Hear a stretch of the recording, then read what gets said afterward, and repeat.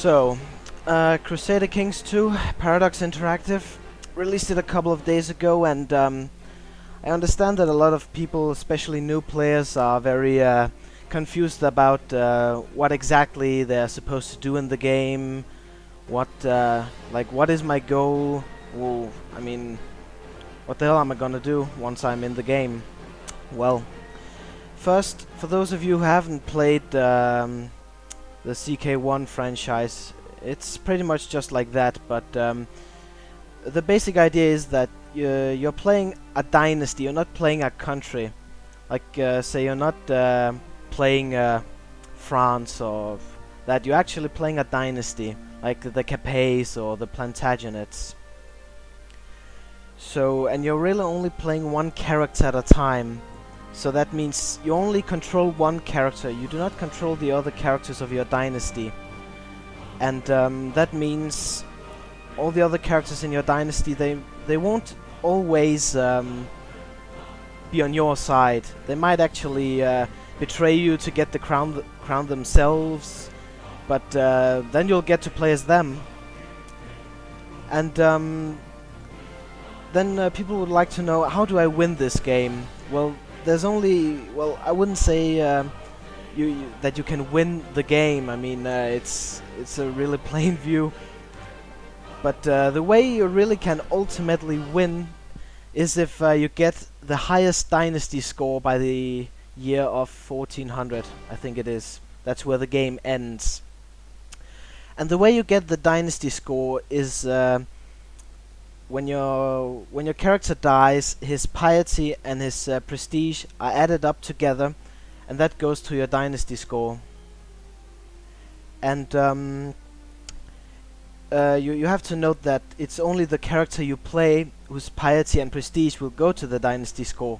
So let's say you play one of the Catholic kings of Spain, like Leon or Castile. There are like 4 or 5 kingdoms down there, and they're all of your dynasty. Their prestige and piety won't go to your complete dynasty score. So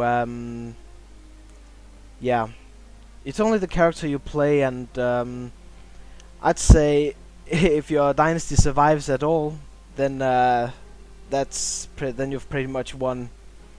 But personally, I've never really finished a game yet. I always died or lost all my counties. But yeah, let's go ahead and pick a country. So today I was thinking of playing as Apulia. It's also a nice choice for new players. It's fairly large, it's independent, and you already have enough provinces to form a kingdom. You just need the required piety and prestige to form the kingdom. So yeah, we're gonna play this guy over here, and this is our dynasty. I'm not sure how it's pronounced. It's some French or Norman, de Hauteville. Yeah, and this character is me. So that is the character we're gonna play. And also, for you out there in the chat box, if you've got any questions, then just ask them and I'll answer them to the best of my abilities. Okay, so now we're in the game, and I'll first explain all the tooltips up here and what everything is, and try to ignore these pop-ups over here. We'll take them later before we start the game. So yeah, if you click on your character's portrait, you can pretty much see your heir, your wife, what titles you have, and if you have any claims, your skills. This gives a lot of information.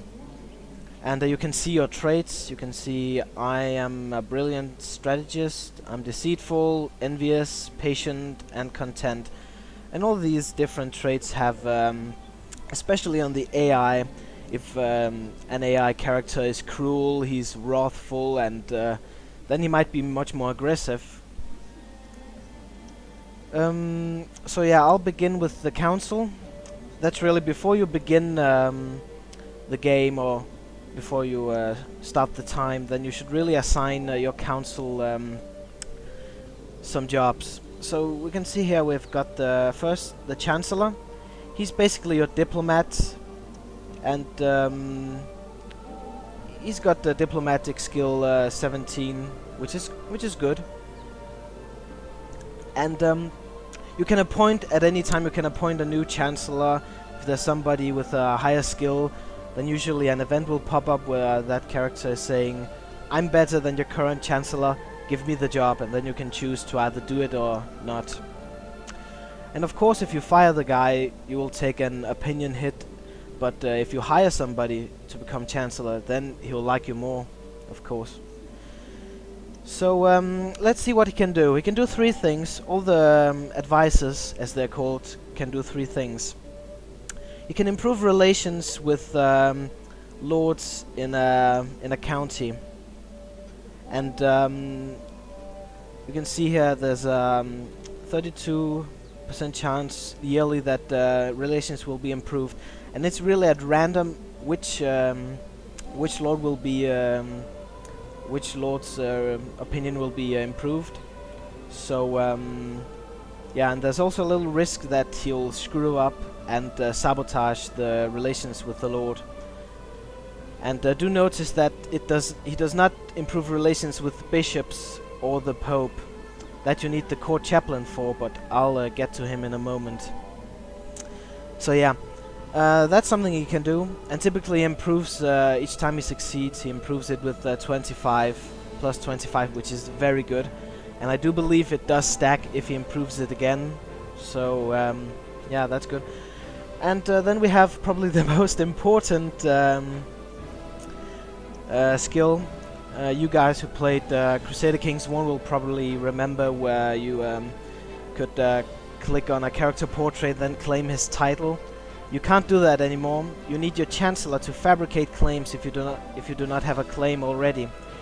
And even though he's a fairly skilled Chancellor, he only has roughly 10-11% chance yearly to actually fabricate the claim.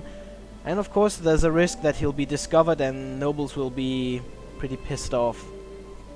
So yeah, if you don't have any claims, this is really the skill or ability you use if you want to expand your domain. Then he can sow dissent. Yeah, basically he can make the owner of the province you send him to his relations with his vassals will be lowered. And there's also a specific percent chance yearly he'll do that, and he can also be discovered, you know, screw up, and he might actually be imprisoned then. And then you'll either have to ransom him, or he can also be executed by the guy who keeps him. Then we have the Marshal, which is also another fairly important character. He also has a decent skill, and he can either suppress revolts. But this skill actually does more than suppress revolts. It also increases arrest chance.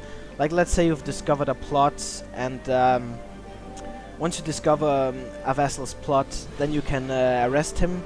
There's a chance that you will succeed, and there's also a risk that you will fail. If you fail, you will be thrown out into a full-blown war with him. And if you succeed, he will be thrown into the dungeon. So it's also always a good idea, especially with powerful vassals that need to be arrested, that you send the Marshal to the location of the character, because then you can see this guy would give me a 17% chance of arrest included. And to see the location of the character, we can take my own character for instance. Then if you look under his religion, his religion tab, it says reigning in Cannae, Apulia. So let us say I wanted to arrest him. I can't, but then I'd send my my Marshal to Apulia. But be warned, if he's out campaigning someplace, then you'll need to send your Marshal over there. Okay, and then he can train troops. It's that's really what I do in before I go to war. It increases the levy size by a lot. this guy, and he also increases levy reinforcement rate. And there's a chance that you'll get an increased levy reinforcement as an event, or some nobles will interfere. I actually haven't tried that yet, but it's negative in general.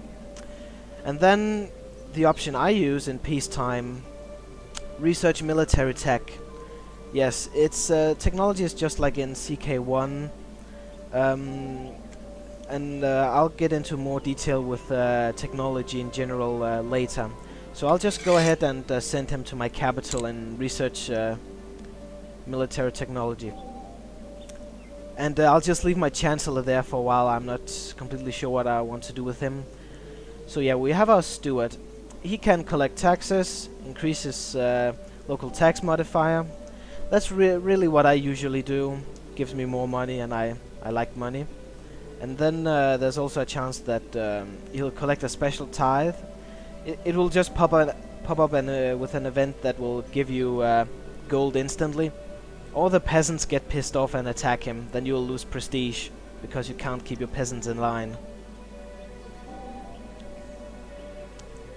Yeah, Fanon, I'll get to the tech later, once I get to the tech tree. So don't worry. But yeah, and then you can oversee a construction. When you build something in a province, then yeah, it will lower the build time, and personally I don't use it.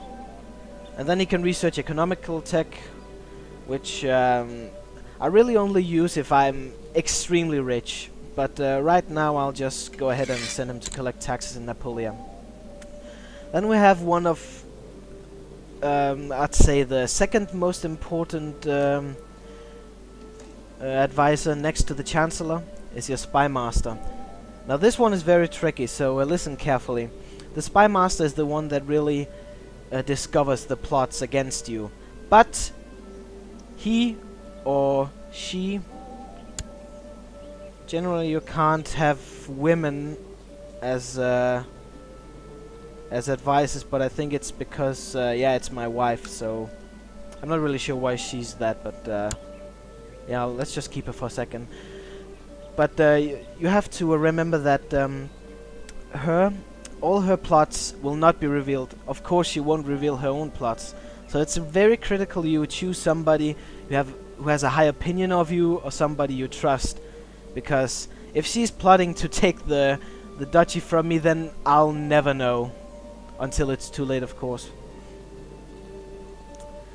I'll put it up on YouTube once I'm done. It will probably take a few hours. But yeah. So she can uncover plots, and generally I just people are a little uncertain where to put her, or put the Spy Master when they want them to uncover plots. But I just put them in my capital, and that really works. And then she can build a spy network, increases assassination chance, and just like with the arrest chance, you have to put her in the place where the character you want assassinated is. And then at last she can study technology.